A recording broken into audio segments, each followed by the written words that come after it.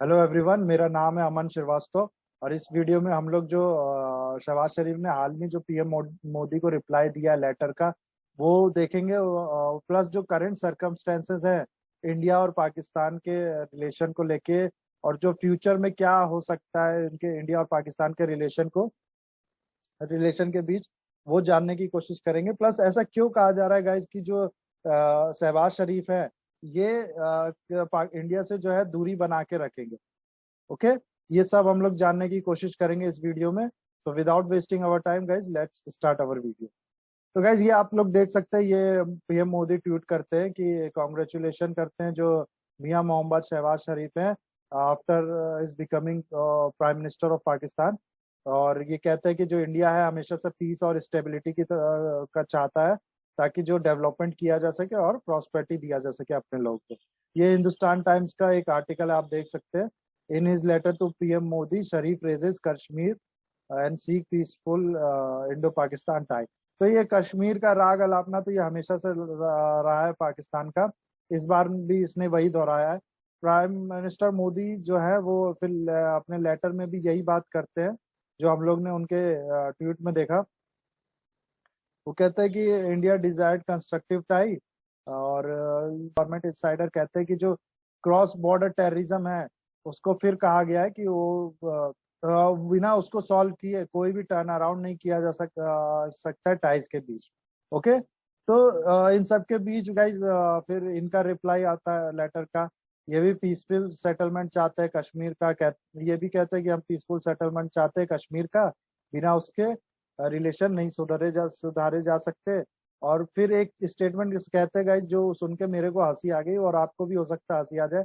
ये कहते हैं कि पाकिस्तान का sacrifice in fighting terrorism are well known. Pakistan sacrifice in fighting terrorism are well known. तो गाइज ये बोली बात होगी कि किसी झूठ को इतनी जोर से कहो कि वो सच लगने लगे। तो हम लोग को पता है कि जो पाकिस्तान है उसमें ये पाकिस्तान उन कंट्रियों में से है जिसने दुनिया में टेररिज्म में सबसे ज्यादा कंट्रीब्यूट किया हो। और वो ये कहता है कि हमारा जो सेक्रीफाइस है अगेंस्ट टेररिज्म, वो दुनिया भर में लो उसकी चर्चा है। तो ये गाइज एक तरह से जोक ही है पूरा का पूरा। फिर ये कहते हैं, let secure peace focus and show economic development of people. Guys, जो इनके बड़े भाई थे नवाज शरीफ, उनसे भी मोदी जी के रिलेशंस, मोदी जी के क्या उस टाइम भी इंडिया के और पाकिस्तान के रिलेशंस ठीक ठाक थे। हमने देखा था कि जो जब शपथ ले रहे थे मोदी जी पहली बार, तो उनको इनवाइट किया था नवाज शरीफ जी को, वो आए भी थे। प्लस लाहौर, सॉरी, जो अफगानिस्तान विजिट था मोदी जी का, उसके बाद बिना किसी प्लान विजिट के ये बीच में वो पाकिस्तान गए गए थे, क्योंकि उनके मदर का मेरे ख्याल से बर्थडे था या कुछ ऐसा फंक्शन था उनके यहाँ। तो बिना किसी प्री प्लान के ऐसे पाकिस्तान में जाना, ये पहले कभी नहीं हुआ था। तो रिलेशन काफी सुधरे थे। लेकिन फिर क्या हुआ गए, उरी अटैक हो गया, पठानकोट अटैक हो गया। तो उसके बाद काफी, सॉरी, उरी अटैक हो गया, तो उसके बाद इंडिया ने सार्क में जाने से मना कर दिया। सार्क नेशन की मीटिंग में पाकिस्तान में वो मीटिंग थी। तो उसके बाद गाइज रिलेशन टेंस होने लगे। लेकिन फिर भी कहा जाता है गाइज कि ये उतना टेंस नहीं हुए जितना इमरान खान के आने के बाद हुआ है। ओके, जो नवाज शरीफ से जब रिश्ते सुधरे, तो उसी को देख के कहा जा रहा है कि शहबाज शरीफ जो है वो भी, उनसे भी बहुत हद तक उम्मीद है कि उनके टेन्योर में भी रिश्ते सुधरे। और ये उनको प्लस इतना ही नहीं गाइज, उनको एक बहुत एबल एडमिनिस्ट्रेटर की तरह कहा माना जाता है।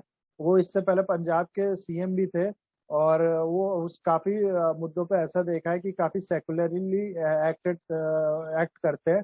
एक खानेवाल मॉब लिंचिंग केस था, उसमें भी इनने काफी सेकुलर वे में रिस्पॉन्ड किया था। प्लस वो टाइम टू टाइम अब जो हिंदू कम्युनिटी है पाकिस्तान को, उसको विश भी करते हैं उनके फेस्टिवल्स पे। तो इन सब को देख के कहा जा रहा है कि इन सब को देख के ये अंदाजा लगाया जा सकता था कि ये रिश्ते जो है उसको सुधारने के लिए शहबाज शरीफ काम करेंगे। ओके, पर क्या हुआ है गाइस कि मैंने आपको बताया कि शहबाज शरीफ, वही लिखा है, शहबाज शरीफ बेटर टाइट फॉर रोस्टर। वही नवाज शरीफ ऑल्सो जो इंडिया के जो इंडस्ट्रियलिस्ट थे उनको भी काफी होस्ट करना चाहते थे। तो वो एक फैक्टर भी था रिश्ते सुधरने में। और उनको उनने नवीन जिंदल जो है उनको होस्ट किया भी था पाकिस्तान में। ओके, तो ये कुछ रीजन था जिससे अंदाजा लगा के कहा जा सकता था कि जो शहबाज शरीफ है उनके टाइम भी रिश्ते उनके पीएम बनने के बाद भी रिश्ते सुधरेंगे इंडिया और पाकिस्तान के। लेकिन हो क्या रहा है गाइस कि जो पाकिस्तान है उसमें कुछ इस तरह के ट्वीट बहुत ज्यादा वो हो रहे हैं, शेयर हो रहे हैं। उनमें कहा जा रहा है जो नए पीएम है शहबाज शरीफ, इनको अमेरिकन एजेंट कहा जा रहा है, इनको इम्पोर्टेड पीएम कहा जा रहा है कि ये इम्पोर्ट किए गए पीएम में। और चोर एंड लूटर, ये सब इनके खिलाफ वर्ड यूज कहा जा रहा है। अमेरिकन एजेंट हो गया, काफिर हो गया, ये सब वर्ड इनके खिलाफ यूज किए जा रहे हैं। तो इनका कहने का मतलब है कि इमरान खान भले पीएम से हट गए हो लेकिन अभी भी वो कहीं ना कहीं पॉपुलैरिटी उनकी है। और वो लोगों के मन में अभी भी वही बसे हुए हैं।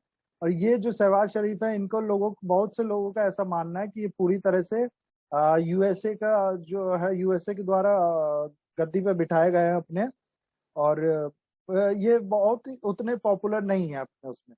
प्लस गाइस जब ऐसी कंडीशन हो तो आदमी लोगों का मेन सेंटिमेंट है उसको हमेशा कोशिश करता है कि उसको अपने फेवर में लाया जा सके। ओके, तो ये वही कोशिश करने की करेंगे जो इंडिया में पाकिस्तान और पाकिस्तान के इलेक्शन में इंडिया, ये दोनों हमेशा से हम लोग जानते हैं एक बहुत बड़ा मुद्दा रहा है इलेक्शन के लिए। अगर जो कोई नेता है वो कोई ऐसा स्टेटमेंट देता है या फिर कोई ऐसी बात करता है जिससे एक दूसरे हेट स्पीच देता है एक दूसरे नेशन के खिलाफ, तो वो तो अपने आप थोड़ा बहुत पॉपुलैरिटी गेन कर लेता है। तो सहवाग यही कहा जा रहा है गाइस कि इतना अनपॉपुलर होने की वजह से ये कोशिश करेंगे कि हम लोगों का जो सेंटिमेंट है ये पाकिस्तान के लोगों का इंडिया के अगेंस्ट, खासकर वो जब आर्टिकल 370 इंडिया ने हाल ही में हटाया है जम्मू कश्मीर से, तो लोग पाकिस्तान के लोग और नेगेटिव सेंटीमेंट रखते हैं। लोग जनरली लोगों के खिलाफ नेगेटिव सेंटीमेंट नहीं रखते हैं, लेकिन इंडियन गवर्नमेंट के खिलाफ काफी नेगेटिव सेंटीमेंट रखते हैं पाकिस्तान के लोग। तो ऐसे टाइम पे ये कोशिश करेंगे शहबाज शरीफ की इस सेंटीमेंट का लोगों के फायदा उठा सके। इसलिए ये कोई ऐसा स्टेप नहीं लेंगे कि जिससे ये वीक दिखे या फिर इंडिया के सामने झुके हुए या फिर सॉफ्ट दिखे इंडिया को लेके। ओके, और कश्मीर का मुद्दा और उठाने की कोशिश करेंगे वही का उसी लिए ताकि जो लोगों का सेंटीमेंट है उसको अपने फेवर में लाया जा सके। पाकिस्तान की आम जनता, उनको तो यही लगता है कि कश्मीर में जो है वो अत्याचार हो रहा है लोगों पे। और इस जो इस सोच का ये पूरी तरह से कोशिश करेंगे फायदा उठाने का। ओके, और गाइज अगर ऐसा नहीं भी हो, दूसरा मेन इंपॉर्टेंट पॉइंट ये है कि अगर ऐसा नहीं भी हो, ये ना भी करे तब भी इनके पास केवल एक ही साल रह गया है। आप लोग देखिए ये जो प्राइम मिनिस्टर बने हैं, ये बने हैं अभी अप्रैल में बने हैं। और अगले साल जो शुरुआत के जो महीने होंगे उसी में पाकिस्तान का इलेक्शन है। ओके, तो ऐसे में गाइज ये अगर कुछ करना चाहें भी तो भी उतना कर नहीं पाएंगे। और ये नहीं करेंगे। आपने इनका स्पीच सुना होगा, ये पीएम बनते ही कश्मीर की बात ये करने लगे थे। तो ये हाल है गाइज। फिर अब ये सवाल उठना चाहिए कि तो फिर आगे होगा क्या। तो गाइज पहली बात ये है कि नेक्स्ट ईयर का इलेक्शन देखना होगा कि हमें क्या उसका रिस्पॉन्ड होता है। और अभी जो आने वाले कुछ साल हैं वो दोनों गाइज मैं कहूँगा फेवरेबल है दोनों देशों के लिए के रिलेशन के लिए। एक तरह से पॉजिटिव है दोनों देशों के रिलेशन के लिए। क्यों? क्योंकि हाल में देखा गया गाइज कि दो तीन ऐसे मुद्दे हुए हैं कि दोनों देश एक साथ खड़े हुए हैं। एक तो गाइज जो रशिया यूक्रेन का जो क्राइस वॉर है, उसमें दोनों देशों ने रशिया को क्रिटिसाइज नहीं किया है अब तक। ओके, जो डैमेज हो रहा है, जो सिविलियन पे अटैक हो रहा है या फिर जो सिविलियंस का मैं कहूंगा जो डेथ हो रही है उस पर तो दोनों ने किया है, लेकिन रशिया को अब तक क्रिटिसाइज नहीं किया है दोनों देशों ने। ओके, और ये एक मुद्दा हो गया। दूसरा क्या देखा गया है गाइस, जब ये हुआ, जब रशिया के अटैक के बाद जब रिफ्यूजी क्राइसिस क्रिएट हुआ, जब यूक्रेन से भाग के लोग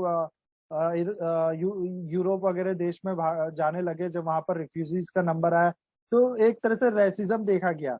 जो एशिया और अफ्रीका के लोग थे उनके लिए यूरोप सॉरी उनके लिए यूरोपी उनके खिलाफ यूरोप में थोड़ा रेसिज्म देखा गया। और उनको वो सुविधा नहीं मिली जो बाकी के यूरोपियन रिफ्यूजीज थे उनको मिली।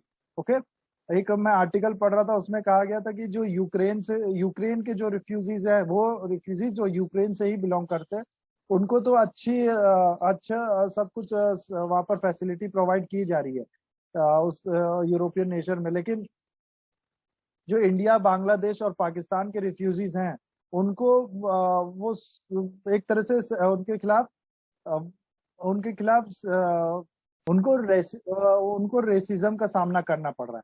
तो ये भी मैं कहूंगा कि गाइज एक तरह से दोनों देश को क्लोज लाने का फैक्टर साबित हो सकता है। सिर्फ दोनों देश का नहीं, जो अफगानिस्तान और बांग्लादेश से थे रिफ्यूजीज, उनको भी प्रॉब्लम देखने को मिली। प्लस अभी हमने देखा था कि जब पाकिस्तान के जो नेशनल्स थे उनने इंडिया का झंडा यूज किया था फॉर आवर सेफ्टी, तो एक तरह से पॉजिटिव ग्राउंड क्रिएट हो सकता है काम करने के लिए, रिलेशन बिल्डिंग के लिए।